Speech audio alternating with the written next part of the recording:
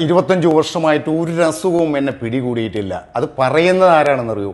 ആരോഗ്യ സംബന്ധിയായ 5 അന്താരാഷ്ട്ര ബെസ്റ്റ് സെല്ലർ ഗ്രന്ഥങ്ങളുടെ കർത്താവ് 75-കാരനായ ഡോക്ടർ റൈമൺ ഫ്രാൻസിസ്. അദ്ദേഹം തന്റെ ജീവിതാനുഭവം നമ്മളുമായി പങ്കുവെക്കുകയാണ്. 48-ാമത്തെ വയസ്സിൽ അസുഖബാധിതനായി കിടപ്പിലായ അദ്ദേഹത്തിന്റെ മരണം ഡോക്ടേഴ്സ് പോലും വൈദ്യശാസ്ത്രപരമായി ഉറപ്പാക്കിയതാണ്. എന്തോ ഭാഗ്യം കൊണ്ടും വിദഗ്ധമായ ചികിത്സ കൊണ്ടും അദ്ദേഹം ജീവിതത്തിലേക്ക് തിരിച്ചു വന്നു. ആ ഉയർത്തെഴുന്നേൽപ്പിന് ശേഷം അദ്ദേഹം തന്റെ ജീവിത ശൈലിയിൽ ചില മാറ്റങ്ങൾ വരുത്തിയതാണ് നമ്മളുമായി അദ്ദേഹം പങ്കുവെക്കുന്നത്. 1.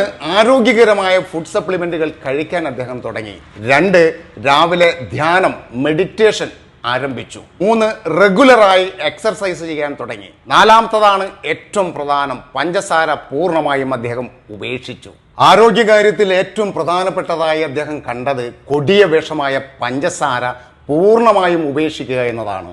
അൽസിമേഴ്സ്, ക്യാൻസർ, പ്രമേഹം, ഹൃദയാഘാതം ഇവയ്ക്കെല്ലാം പ്രധാനമായ കാരണഭൂതനായിട്ട് അദ്ദേഹം കണ്ടത് പഞ്ചസാരയാണത്രേ. നമ്മളൊരു സ്പൂൺ പഞ്ചസാര കഴിക്കുമ്പോൾ നമ്മളുടെ ബയോകെമിസ്ട്രി 68 മണിക്കൂർ നേരത്തേക്കാണ് താറുമാറായി പോകുന്നത്. ഗാന്ധിജി ഇതിനെ വെളുത്ത വിഷം എന്ന് പറഞ്ഞത് വെറുതെ ആയിരുന്നില്ല.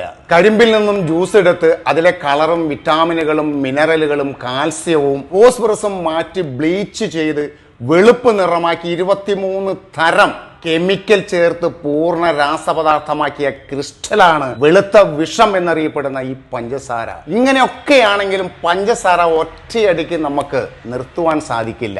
എന്നാലും നമുക്ക് കുറച്ചു കൊണ്ടുവരാൻ സാധിക്കും. അതിന് നാം ശ്രമിക്കണം. ഇല്ലെങ്കിൽ ഒരു കാര്യം ഉറപ്പാ, നാം ദുഃഖിക്കേണ്ടതായിട്ട് വരും. മനസ്സിലാകാത്ത ഒറ്റ കാര്യമുള്ളൂ, മദ്യം കഴിക്കരുത്, സിഗരറ്റ് വലിക്കരുത് എന്നൊക്കെ മക്കളോട് കർശനമായി നിർദ്ദേശിക്കുന്ന നമ്മൾ അതിലും കൊടിയ വിഷമായ പഞ്ചസാര കഴിക്കരുതെന്ന് എന്തുകൊണ്ടാണ് പറയാത്തത്? Be happy, B grateful, change your life.